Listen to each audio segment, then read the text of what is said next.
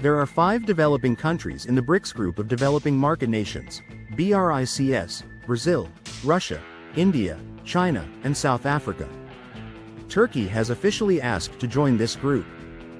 Turkey has been a member of NATO since 1952, but it has also tried to keep good relationships with Russia, India, and China to keep its relationship with the West in check. Even though Turkey is a NATO partner, its foreign policy and strategy have always tried to find a middle ground. Turkey wants to join the BRICS group because it is unhappy with its progress or lack thereof in joining the EU. There have been no progress in negotiations since 2016, when opposition groups in Turkey were shut down after a failed Turkey feels left out in the cold. Trump is excited about the idea of strategic autonomy because he wants Turkey to be a major player on the world stage. The reason Turkey wants to join the BRICS group is that it wants to find options to the way the West runs the world in politics. President Erdogan has long been critical of the way the West controls the world in politics. For example, he has said bad things about the 5 regular members of the UN Security Council. Turkey has almost 2 different plans, and it isn't turning away from its usual Western friends, like the US or the EU. Turkey doesn't just think about BRICS, it does something about it. Trade Minister Omar Bol recently said that BRICS had offered Turkey the position of a partner country. He explained that this was part of a process of change in the way BRICS is organized. One person from Erdogan's AKP, Justice and Development Party, said that partner country standing would not meet Turkey's needs for membership. Turkey doesn't get along well with the BRICS countries because it has a strange feud with Russia. Turkey and Russia have worked together on energy deals, but ties between Turkey and the BRICS countries are complicated. In conclusion, Turkey wants to join the BRICS group of developing economies because it is unhappy with its progress towards EU entry and wants to find alternatives to Western control.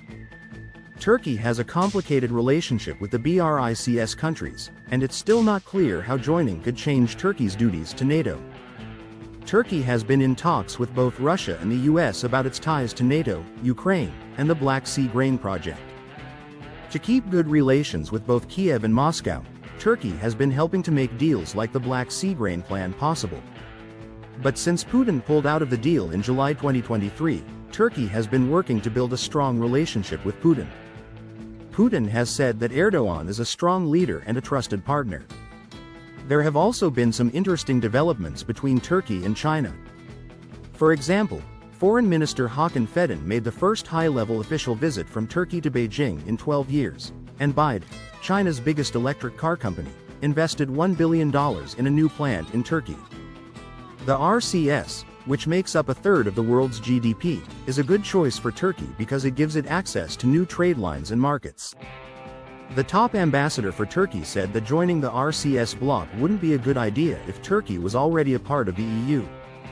People in Turkey have been angry with the EU for decades because they want to join but haven't been able to.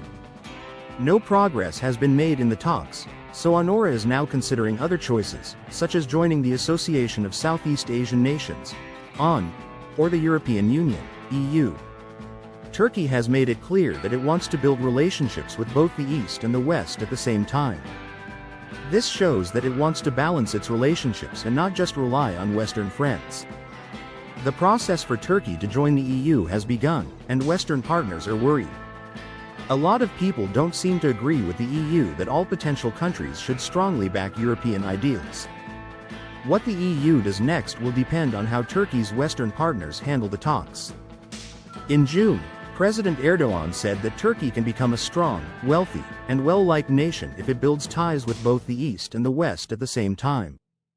Turkey is still officially a candidate to join the EU, but talks about joining have stalled since the government cracked down on resistance groups in Turkey after a failed coup in 2016.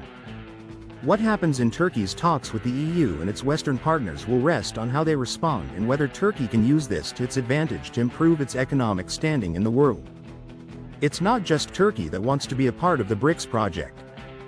Many countries in the global south are questioning the free order led by the West, including things like the dollar's role in world trade. By showing interest in BRICS, Turkey is taking a multifaceted method to keep all of its choices open. This could be an attempt to get the attention of the West, since Turkey has other choices if they don't get what they want. Turkey could get back in touch with the EU and NATO if it gets full BRICS membership partner country status and sees how that changes its relationship with the West. Turkey's plan to join BRICS is a big deal that shows how world politics are changing. If Turkey does join, it will show how much the world is changing just by the fact that a NATO partner is thinking about it. Recently, French Minister Hun Fethullah made it sound like Turkey might not be looking for membership in the EU if its economic union with the bloc had been rewarded with membership. In today's world of about 200 nation-states, he said, no country can handle a crisis without making an alliance, or they will have to pay a very high price. For Turkey, BRICS is just another alliance that it can add to its list. In terms of the economy, Turkey has been having a lot of problems, such as high prices and the LRA's ups and downs. With 36 to 37% of the world's GDP, the BRICS countries are a big part of the world economy. Turkey has been sending more goods to Russia. In 2023, they will send 11 billion lira worth of goods to Russia, up 177% from the previous year. People also say that Turkey helps Russia get around Western bans by sending war-related goods to Russia through Turkey, such as chips and electronics. Because of this, the US and some European countries have even put bans on a number of Turkish groups. Turkey rejects these claims, but it is making things difficult with its Western friends. There is a change in Turkey that is not coming from the US or the West. 20 years ago, this country could barely make its own military gear. Now, it has the biggest army of armed drones in the world. In 2005, a bright engineer named Selik Barar told Turkish military leaders about his plans for high-tech military drones. By 2022, Turkey's drone exports were worth $4.4 billion, which was more than the full defense budgets of some European countries. The Bayar TB2 drone was the big step forward. Each one costs between $5 and $8 million, while an American Reaper drone costs $32 million. This drone changed the limits of what was possible with military drone technology. It also created a whole new market area that buyers from Southeast Asia to Central Europe are now interested in. Turkish drones were incredibly successful against modern air defense systems and armored vehicles. Videos of these operations were shared widely on social media, which became a powerful marketing tool for Turkey that showed the world what drones could do. The drone business in Turkey is a big part of the country's efforts to modernize its defense and grow its economy. The country has made a number of drones, such as the Bayar TB3 for military operations, the revolutionary swarm drone technology, and the Kelma project, which is Turkey's first robotic stealth fighter jet. These drones work together as one smart system, sharing information and changing their strategies in battle with a new level of effectiveness. Over 100,000 people work in Turkey's drone business, which brought in billions of dollars for the country through exports in 2023. But human rights groups and other military powers have said bad things about the scheme. Officials in Turkey have stressed that their technology is defense and pointed to strict controls on exports and obedience to international arms agreements as proof. The future Turkey's plans for drones aren't slowing down, and there are a lot of exciting new changes coming up. The cutting-edge swarm drone technology lets many drones work together as a single unit, talking to each other and planning their moves in real time. With this technology, dozens of drones can work together as a single smart system, sharing information and changing their strategies in battle in a way that has never been seen before. Turkish aircraft companies are working on new engine technologies that will make drone flights last much longer and go farther. These improved motor systems use cutting-edge materials and new ways of designing things, which could mean that in the future, drones can stay in the air for days instead of hours. The goal is to make engines that are more dependable, powerful, and efficient while still being cost-effective. Turkey is working hard on developing stealth technology for the next generation of platforms. This includes using advanced materials that block radar, coming up with new ways to build aircraft, and developing advanced electronic warfare tools. The goal of these changes is to make drones that can work well in heavily contested skies. This will help Turkey stay ahead of the competition in a battleground that is becoming more complex. To sum up, Turkey's drone industry isn't just about military technology. It's also about a new kind of spread information that could change everything from war operations to responding to disasters. The drone program in Turkey has had a big effect on the rest of the world. Technology that was first made for the military is now being used for good in areas like farming, city planning, and emergency management. Using the knowledge they've learned from military projects, Turkish companies are making specialized civilian drones. This has also increased national trust and technological powers. Turkey's drone program has been a big success, and it has also led to a technical renaissance in the country. All over the country, new companies are starting up that work with robots, AI, and smart materials. Cooperation between countries has grown, and Turkey keeps up technology ties with places like Ukraine, especially when it comes to making engines.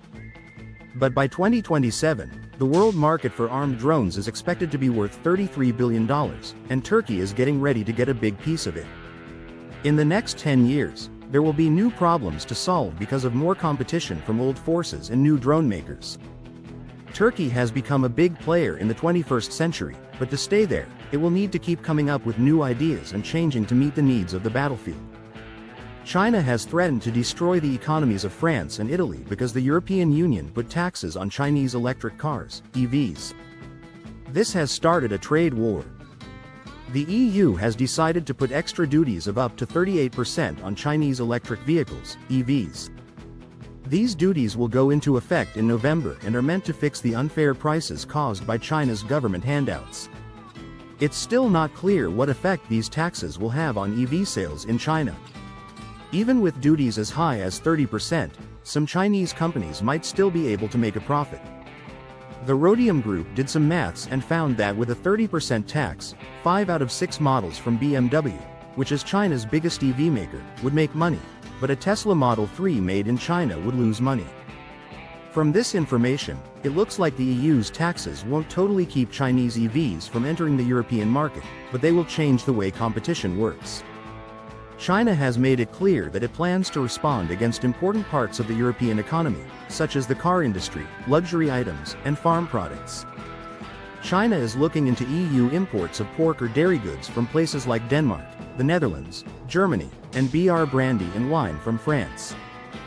This has caused worry at the World Trade Organization and made the argument between Brussels and Beijing worse. China's reaction seems pretty mild because data shows that Chinese electric cars will still make money in the EU even with the new taxes. This suggests that the current steps may only be the beginning of a longer and more complicated trade conflict. China could make a protest with the World Trade Organization, according to a spokesman for the Commerce Ministry. China also wants the EU to stop doing things that aren't right. The European luxury industry is in a tough spot because China could respond with vengeance. The French luxury company run by Bernard Arnault is a good example of this weakness. The company is well known in China and has a big influence in the market, which makes it a good target for punishments in 2023. China has a complex plan to go after luxury goods because they are not necessary for Chinese output, which makes them an easy target for revenge. China is also looking into European alcohol products, including French CAC, for unfair trade practices. This is seen as a direct attack on France. As of October 11, people who want to bring in names from the bloc will have to give a protection deposit to Chinese customs. This move could have a big effect on the French cognac industry. After the US, France is China's second biggest export market. Another area of worry is the auto industry. Chinese companies want a 25% tax on large-engine European cars, which would have a big effect on German automakers like Mercedes and BMW.